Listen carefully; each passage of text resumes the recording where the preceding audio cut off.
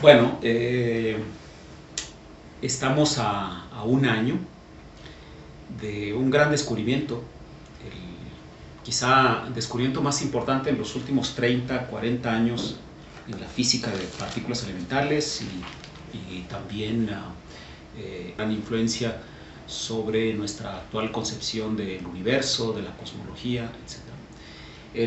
Yo digo que el sistema decimal siempre nos ofrece la oportunidad de celebrar cosas cuando se cumplen 10 o múltiplos de 5 años, pero también el calendario gregoriano nos da la oportunidad de celebrar cada año aniversarios, y en este caso pues está cumpliendo un año del anuncio que se hiciera en el Centro Europeo de Investigaciones Nucleares en julio pasado, en julio de 2012, el 4 de julio de 2012.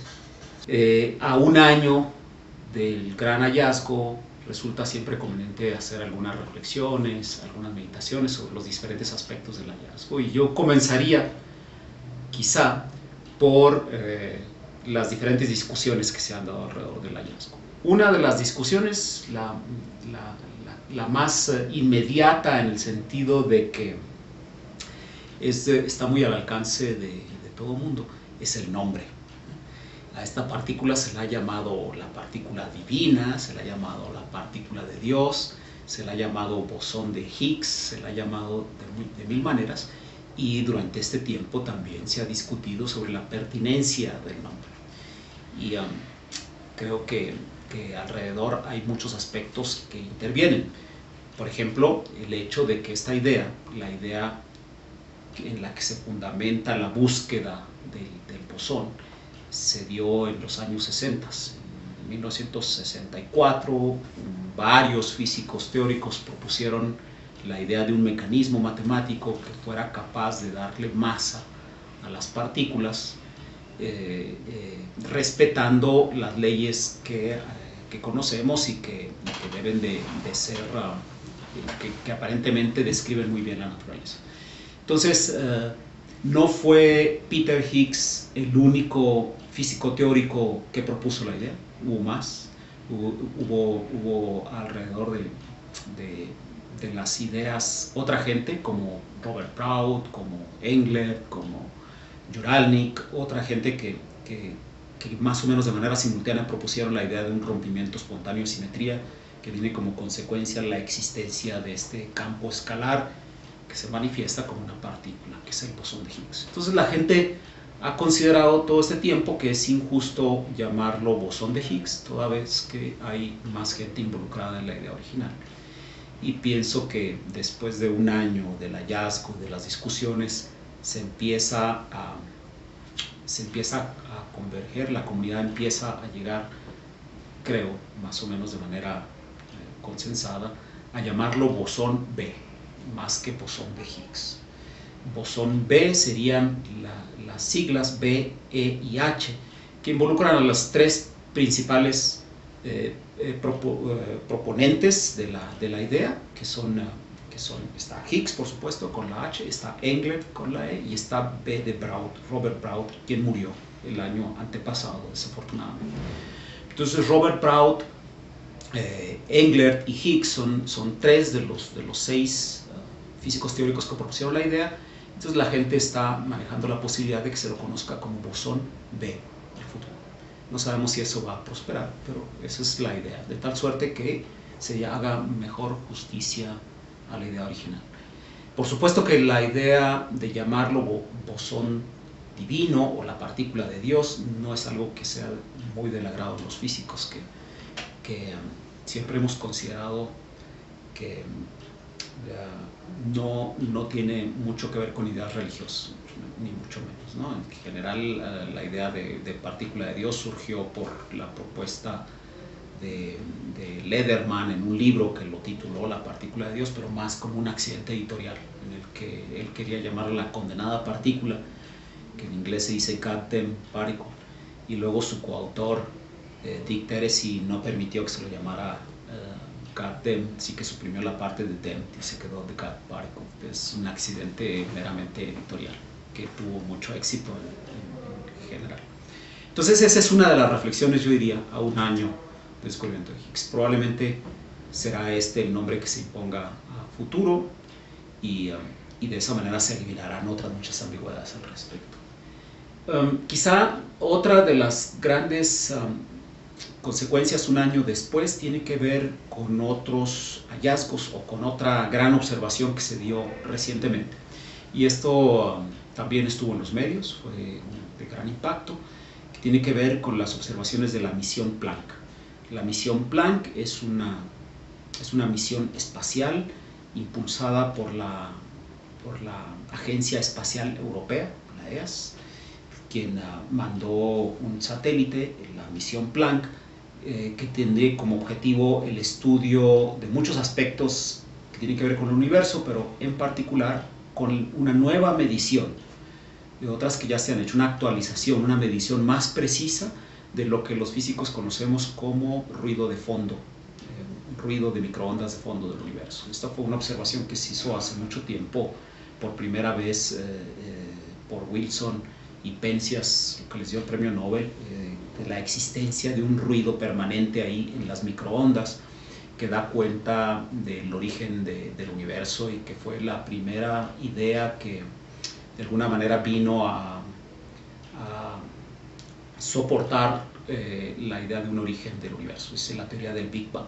Y estas son mediciones que se han dado desde los 90s con el COBE, la primera misión, después con el WMAP, que es el Wilkinson Map, otro satélite, y en este año la misión Planck nos dio una imagen de muy alta resolución nuevamente de las temperaturas que se dan en todo el universo y que viene a confirmar nuevamente la teoría del Big Bang por un lado y que nos viene a dar una nueva edad del universo. O sea, el 21 de marzo pasado es la fecha en la que se dio la edad del universo más actual, que son 13.800 millones de años. Resultó que el universo es más viejo de lo que pensábamos. Son 100.000 años más viejo de lo que pensábamos el año pasado. ¿Qué tiene que ver esto con el bosón B, con el bosón de Higgs? Tiene que ver mucho porque los modelos cosmológicos hasta la fecha han sido muy exitosos para describir las observaciones, como la de este año, de marzo pasado, de la misión Planck. Y en este modelo cosmológico parte del hecho de que hace 13.800 millones de años hubo una gran explosión que dio origen al universo, y es muy importante en este modelo que apenas unas fracciones de millonésimas de segundo después de la gran explosión, el universo sufrió algo a lo que hemos llamado inflación. Y este proceso de inflación es fundamental para entender lo que observamos y es fundamental para la existencia de nuestro universo. Entonces la inflación está en el corazón mismo del origen del universo, es una idea fundamental. Sin embargo, para poder explicar este fenómeno de inflación, el hecho de que después del Big Bang nuestro universo haya crecido de una manera tan violenta, tan abrupta, tan repentina, en tan corto tiempo, de una escala microscópica del tamaño de un protón al tamaño de una pelota o de una naranja, en apenas unas fracciones de microsegundo, este hecho solamente se puede explicar con la existencia de un campo escalar al que los cosmólogos llamaron inflatón, en relación con la inflación, con este periodo tan importante en el desarrollo de nuestro universo. Entonces, para que la inflación sea posible, debe existir un campo escalar al que se le ha llamado inflatón, y este campo escalar, si existe, debe manifestarse.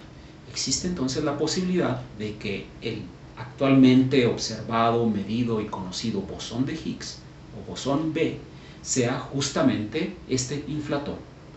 Existe actualmente una conversación, un diálogo muy intenso entre los cosmólogos y los físicos de partículas para ir entendiendo mejor lo que significa la observación del Higgs, porque esto podría explicar entonces ese campo escalar. Puede ser que el inflatón sea justamente el bosón B del que estamos hablando, el que ha sido observado en el CERN hace un año. Y esta es otra de las conversaciones que se han dado muy intensas en este último año para resumir lo que está aconteciendo. De tal suerte que, de ser así, Y si los estudios van confirmando todo este tipo de ideas, estamos no solamente ante la partícula que es responsable de darle masa, de darle resistencia al movimiento a todas las demás, pero además de la partícula que es responsable de que nuestro universo haya sufrido un proceso de inflación hace 13.800 millones de años y que haya sido entonces capaz de darnos existencia misma al universo. Entonces, es de ese tamaño el impacto de la observación del bosón de Higgs o bosón B. Ahora, ¿qué más ha ocurrido en este año?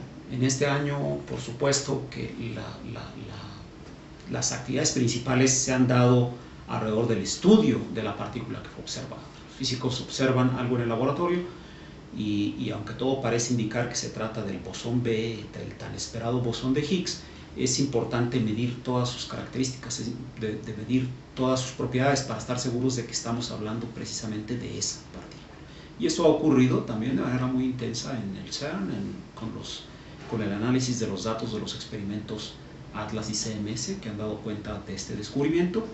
¿Qué significa esto? Pues significa medir algunas de las características, como por ejemplo el spin. Los físicos tienen la mecánica cuántica como herramienta principal para describir el mundo microscópico, y en la mecánica cuántica se habla de propiedades cuánticas de las partículas, y una de estas propiedades cuánticas es el spin. Para que la gente tenga una idea más gráfica de lo que significa el spin, se puede hacer el análogo clásico de spin como giro. Uno puede imaginarse que una partícula puede estar girando, aunque es una analogía clásica que en realidad no es justa ni es correcta, pero a menudo nos sirve mucho para entender mejor de lo que estamos hablando. Es una idea muy gráfica. Entonces, esta partícula puede estar girando, lo que le da un cierto momento angular, y ese momento angular puede tener diferentes valores. Y puede tener un valor entero, puede obtener un valor semientero, y si tiene un valor entero puede ser 0, 1, 2, etc. Para que la partícula que se observó hace un año sea un campo escalar, es necesario que el spin sea 0, es decir, que no tenga un momento angular. Y eso es necesario medirlo, es necesario verlo, determinarlo y estar seguros de que así es. De hecho, es la medición quizá más urgente alrededor del Higgs, para saber de que estamos hablando justamente de esta partícula, de este campo escalar. Eso se ha dado en el último año también, con una precisión todavía no muy buena, porque los datos todavía no permiten establecer con mucha claridad cuál es el spin del bosón del que estamos hablando, pero sí las observaciones que se han hecho con los datos que se tienen parecen indicar que efectivamente se trata de un campo escalar, es decir, que todo apunta en la dirección de que tenemos justamente al bosón B, del que estamos esperando, del campo escalar, que también los cosmólogos esperan.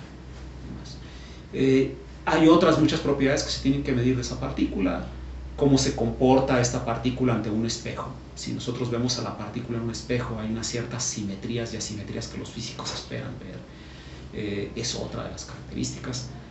Cómo decae, con qué frecuencia decae en otras partículas y demás. Son todas características de este campo que se han estado estudiando y que se estarán estudiando en los años por venir. Yo diría que estas son las reflexiones principales alrededor del gran hallazgo que se dio hace un año en el Centro Europeo de Investigaciones Nucleares, en este gran proyecto que es el Gran Colisionador de Hadrones. Ese sería mi resumen.